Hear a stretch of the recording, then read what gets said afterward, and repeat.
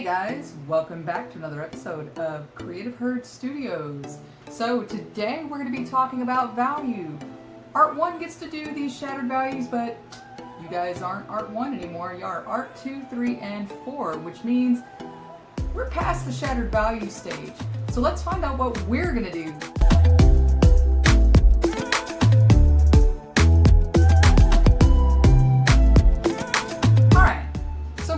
Objectives, and you guys are going to get tired of me saying this, but deal with it.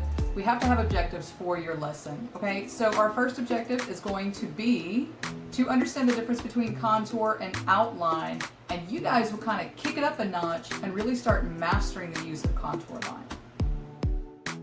Okay, so let's review contour line. Contour line is talking about the outer edge of the object as well as any inner details, whereas outline is simply the outer edge. So imagine it like tracing your hand. You're only getting the outer details.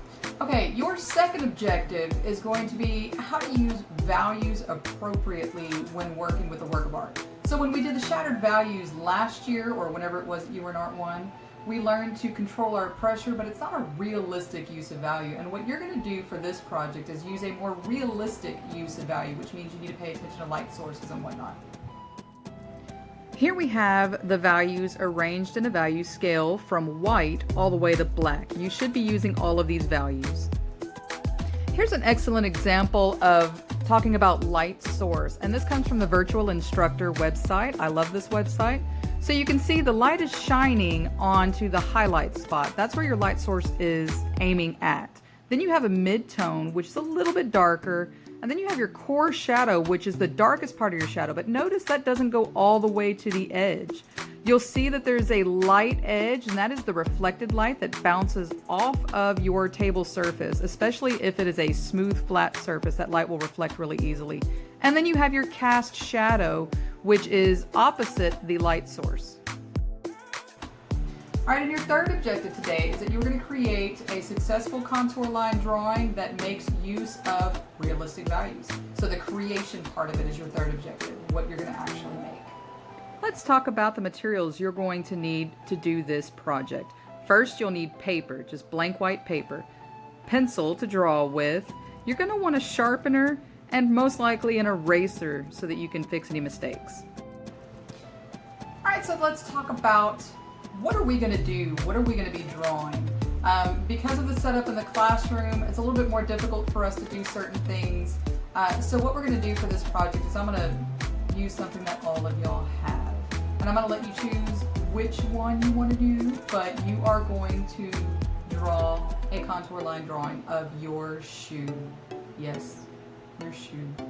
It can be the one you're wearing if you want. You can stink up the room, or it can be a shoe that you bring in. If you're in person, you would bring the shoe into class with you. If you are at home, then just dig in your closet and find whatever shoe, or steal somebody else's shoe and draw it. I don't really care. These shoes could be simple tennis shoes or athletic shoes. They could be something more elegant, like some high-heeled shoes. You can go a little bit more country if you have some cowboy boots you want to do, or maybe even combat boots. Those have some pretty nice details on them too. Or even something a little different like ballet shoes, but make sure you get all the details. Your contour line drawing of your shoe needs to include as many details as possible. You can play around with line a little bit because you can still do realistic values and have a sort of illustrational quality. That's fine if you want to take it that route.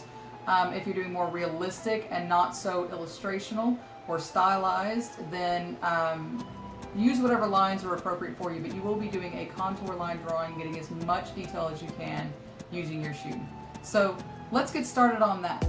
When getting started, you want to make sure that you can see your shoe. So we're not going from a picture, we're actually going to have a real shoe in front of us.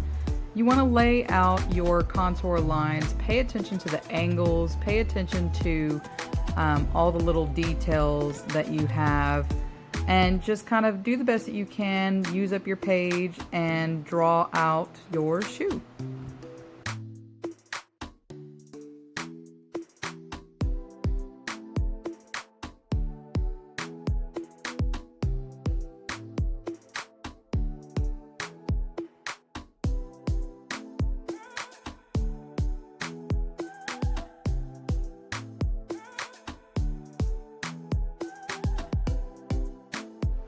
All right, so here you have my final drawing. This is my contour line drawing of my son's shoe.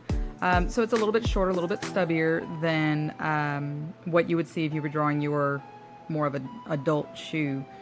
Pay attention to all the details, like I keep saying. You can see stitch work in here, you can see the angles, you can see the way the lace kind of curls over itself and tucks up under the shoe. You want to make it as realistic as possible. The contour line drawing that you do of your shoe is due by this Friday. I'm giving you a week to do the contour line, and next week we'll start the values.